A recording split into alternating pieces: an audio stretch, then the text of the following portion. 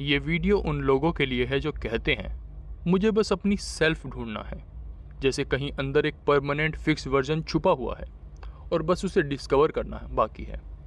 लेकिन क्या हो अगर तुम्हारा रियल सेल्फ कोई पत्थर पर लिखी हुई चीज़ हो ही ना? क्या हो अगर तुम खुद को अकेला बैठकर नहीं बल्कि लोगों के साथ रहकर डिस्कवर करते हो? और क्या हो अगर तुम्हारे अंदर ऐसे वर्जन छुपे बैठे हों जिनसे तुम कभी मिले ही ना हो? हम खुद को रिलेशनशिप में सीखते हैं। आइडेंटिटी के बारे में एक पॉपुलर आइडिया है।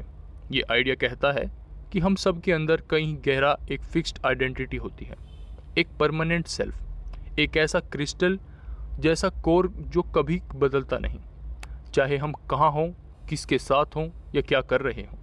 और ये एक काफ़ी फिलोसॉफिकल आइडिया है, लेकिन ऑनेस्टली मुझे लगता है हमारी एवरीडे लाइफ इस आइडिया को सपोर्ट नहीं करती। रियलिटी कुछ और ही दिखती है। सच ये है कि हमारा एक्सपीरियंस ऑफ सेल्फ, यानी हम खुद को कैसे महसूस करते हैं, वो काफ़ी हद तक बदलता रहता है। किस जगह पर हो, किस इंसान के साथ हो और क्या कर रहे हो, इन सब चीज़ों को का असर पड़ता है। अब ये मत समझना कि अगर तुम्हारा एक्सपीरियंस ऑफ सेल्फ चेंज होता है तो तुम फेक हो या एक्टिंग कर रहे हो। बिल्कुल नहीं। इसका सिर्फ इतना मतलब है कि अलग सिचुएशंस में तुम्हारा अलग एस्पेक्ट्स रेलेवेंट हो जाते हैं। कुछ पार्ट्स सामने आ जाते हैं, कुछ पार्ट्स बैकग्राउंड में चले जाते हैं। अपनी ही लाइफ के बारे में सोचो। क्या कुछ लोग ऐसे नहीं होते जो तुम्हारे अंदर के स्पेसिफिक वर्जन को बाहर निकाल देते हैं? किसी के साथ तुम ज़्यादा प्लेफुल हो जाते हो, ज़्यादा फ्लर्टेशियस, ज़्यादा एनर्जेटिक, और किसी और के साथ ज़्यादा सीरियस, ज़्यादा रिजर्व्ड, ज़्यादा डिसिप्लिन। और दोनों ही वर्जन्स उस वर्जन से अलग होते हैं जो तुम अकेला होने पर महसूस करते हो। तो फिर असली कौन है? इंटरेस्टिंग सवाल है। सच ये है, अकेला होने पर जो तुम महसूस करते हो वो रिलेशनशिप में जो तुम महसूस करते हो उससे ज़्यादा रियल नहीं है। और रिलेशनशिप वाला वर्जन भी अकेला वर्जन से ज़्यादा रियल नहीं है। दोनों रियल हैं, दोनों तुम हो। और यहीं पर एक बहुत इंपॉर्टेंट बात समझ आती है। हम खुद के बारे में सबसे ज़्यादा रिलेशनशिप के थ्रू सीखते हैं। मैं एग्जैक्टली एक्सप्लेन नहीं कर सकता कि ये प्रोसेस कैसे काम करती है, लेकिन इतना ज़रूर जानता हूँ कि ये होता है। रिलेशनशिप तुम्हारे अंदर के लेटेंट एस्पेक्ट्स को बाहर खींचने लाती है। तुम्हारी पर्सनैलिटी के वो हिस्से जो शायद सालों तक सोए रहते, जो शायद कभी एक्टिवेट ना होते। रिलेशनशिप उन्हें जगाती है, उन्हें रीज़न देती है एग्जिस्ट करने का, उन्हें एक्चुअलाइज करती है। और फिर अचानक तुम खुद को एक नए तरीके से एक्सपीरियंस करते हो, एक ऐसे वर्जन के रूप में जिसे तुम पहले जानते भी नहीं थे, लेकिन सिर्फ उस स्पेसिफिक इंसान के साथ। और ये रिलेशनशिप का सबसे फैसिनेटिंग पार्ट है।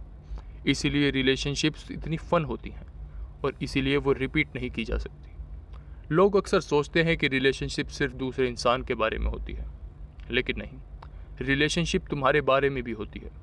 क्योंकि तुम एक इंसान के साथ जो वर्जन बन जाते हो वो किसी और के साथ सेम नहीं होता। तुम दो अलग लोगों के साथ लिटरली थोड़े अलग इंसान बन जाते हो। इसीलिए तुम एक रिलेशनशिप को किसी और के साथ डुप्लिकेट नहीं कर सकते।